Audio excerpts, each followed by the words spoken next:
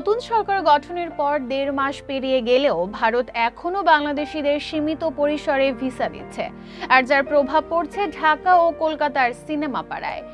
এই জটিলতায় ছোট পর্দার অভিনেত্রী তাসনিয়া ফারিনের কলকাতার প্রতীক্ষা সিনেমা হাতছাড়া হয়েছে, যেখানে তার অভিনয় করার কথা ছিল চিত্রনায়ক দেবের বিপরীতে। একই কারণে কলকাতা যেতে পারছেন না চিত্রনায়িকা পরিমণিও। জটিলতায় পড়েছেন কলকাতার শিল্পীরাও।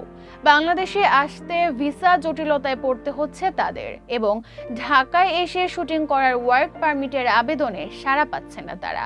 এই যেমন সেপ্টেম্বরে বাংলাদেশের 2টি সিনেমায় শুটিংয়ে অংশ নেওয়ার কথা ছিল কলকাতার 2 অভিনেত্রী ঋতুপর্ণা সেনগুপ্ত ও স্বস্তিকা মুখার্জির, কিন্তু তা সম্ভব হয়নি।